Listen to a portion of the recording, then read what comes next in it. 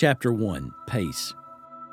For everything there is a season and a time for every matter under heaven. Ecclesiastes 3:1. God never hurries.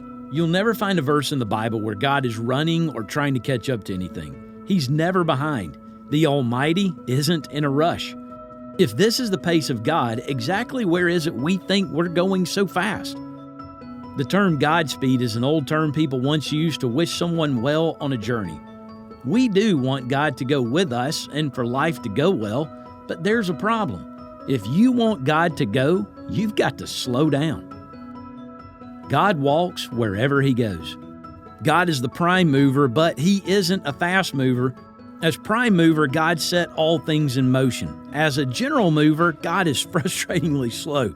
Two stories in the Bible serve to demonstrate. I want to share the first one with you today. The pace of Luke 8 seems fast and furious. Jesus is healing, He's teaching, His family's looking for Him. He gets caught in a turbulent storm at sea. He casts demons out of a maniac who lives in a graveyard. There is a lot happening in Luke 8. The more He does, the more attention He draws, and the crowd grows. When it seems like the stories have reached fever pitch, Jairus, a ruler of the synagogue, falls at Jesus' feet and asks Jesus to accompany him to his house. Jairus has a 12-year-old daughter who is sick and dying. He's desperate for Jesus to heal her. Jairus wants Jesus to move fast. As much as Jesus has going on, he complies and begins to walk toward Jairus' home.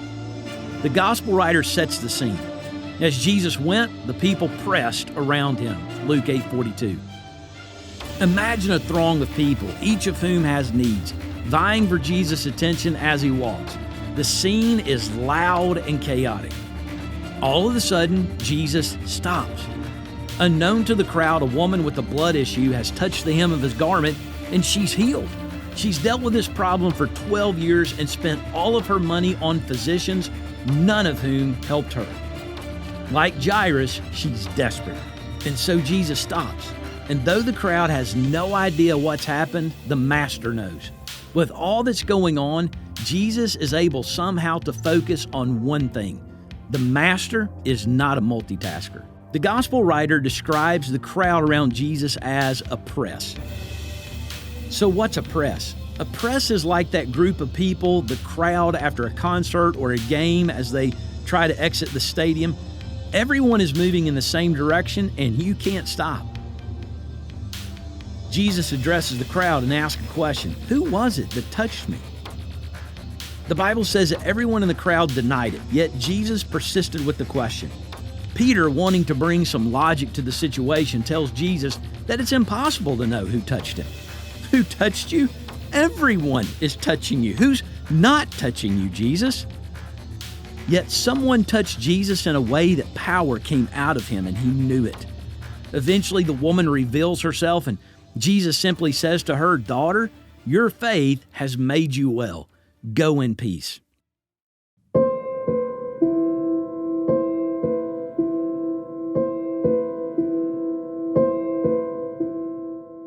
Luke doesn't record Jairus' reaction in this moment. But as the father of two daughters, I see the man. I feel the man. I see the stress in his face. I feel the tension in his heart. Time is running out. He has the solution in hand. He has the master healer, but he's still so far from where he wants him to be. He needs Jesus to just keep moving. For a man who needs Jesus to move fast, walking would be difficult enough. Stopping and taking the time to poll the crowd for a mystery toucher would have been excruciating for a father. In Jairus' mind, stopping for the woman means that Jesus is going nowhere. It's inexplicable. But there are times in walking with God that when it seems we need Him to move the most, He stops. And this is what makes the next scene so heartbreaking. The Bible says that while Jesus was still speaking, as if He's putting the final touches on His statements about the triumph of the woman's faith, Jairus receives the most devastating news for a dad. A nameless woman in the crowd may have been healed, but Jairus, your daughter is dead. The bearer of bad news follows up with this statement: do not trouble the teacher anymore. It's too late. He's too slow. For the nameless woman, the stop was the beginning of a new life. But for Jairus, the stop appeared to be the end of life. Don't trouble the teacher anymore. He's too busy dealing with other things. Do you ever feel like God's too busy for you? Sort of like Jairus, as if he's answering everyone else's prayers but yours? When that happens, it is so frustrating. But if you walk with the Lord any length of time, you know that's the way it goes with Him. He's frustratingly slow, and the Master is not a multitasker. But keep walking. When He does this, you realize He's no longer walking with you, but that you're walking with Him. You're not in charge of the journey. He is. And as long as He's involved, possibility is never dead. Ever since Adam and the woman first bit of the fruit, we've had a hard time with control. We want God our way, at our speed, doing what we think. But Jairus is learning. He's in trouble, but he's not in control.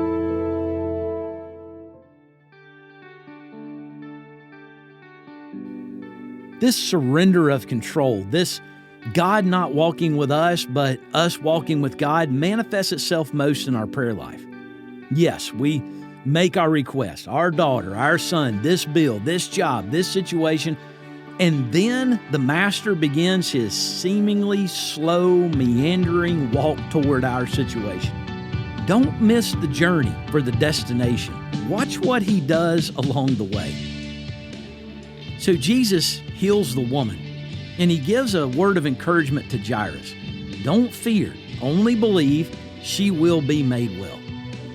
Jesus knows what Jairus needs. He's not ignoring it. He's going to do it. When Jesus arrives at Jairus' house, He asks everyone to stop mourning. Why? Because Jesus says she's just sleeping. At that point, the people start laughing. And that's indicative of how our emotions are misleading, our opinions useless, and our minds easily distracted, losing sight of what the Almighty can do. We laugh, we cry, we wait, we wonder, what is God going to do? Jesus just slowly, methodically takes Jairus' dead daughter by the hand, commands the child to arise. She gets up, and Jesus calls for everyone else to fix her something to eat. Wow. We went from desperate, interrupted dad with a dead daughter to serving lunch. And Jesus never rushed. He never hurried. He knew what He would do, and at the end of the day, we would all have sandwiches. Jesus just wanted Jairus to learn some things that would further his faith along the way. Jairus, this girl is your daughter. But that woman that I healed on the way over here, remember what Jesus called her? That's my daughter. Jesus wants us to know that the daughter you're praying for is not just your daughter. It's His daughter. It's not just your son. That's His son. You're not just their dad. He's your dad. This is not just your bill. It's His money. This is not just your problem. This is His solution. You and I are His. Don't ever believe the deception that in the pause, the Almighty doesn't care. He does. He cares about everything you pray for much deeper even than you do.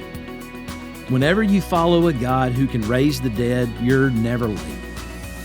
He can answer your prayer, but don't miss what He does for that woman. He's going to answer your prayer, but don't miss what He does for that guy. You may be concerned about your daughter, but don't miss what Jesus does for that daughter or that son. Every answer to prayer that He gives, even the ones that are not just for you, are always opportunities for us to learn more about Him. More opportunities for us to marvel at Him. More opportunities for us to praise the Almighty. In every answer to prayer, even when it's not your problem, it's always an opportunity for us to learn about Him. Watch how he answers prayer, even other people's prayers. Jesus is listening to you pray, but are you watching him while you walk? He teaches all along the way. Remember, the Master is not a multitasker. He's not just trying to get to your request. He's trying to teach you something along the way. Tune in tomorrow and I'll share with you another story that demonstrates this sometimes frustratingly slow pace of God. Until tomorrow, don't forget to visit my website, brianbranham.com. Get your copy of The Walk or my latest book, Pulse, a great book for men. You know, we live in a society where men are giving up, and you don't have to be the next one. So check it out at brianbranham.com, The Walk or Pulse, both available there or on Amazon. Please follow me on my Facebook page, subscribe to my YouTube channel, and make sure you share this broadcast with your family and friends. Thank you for joining me today for A Walk Through the Summer.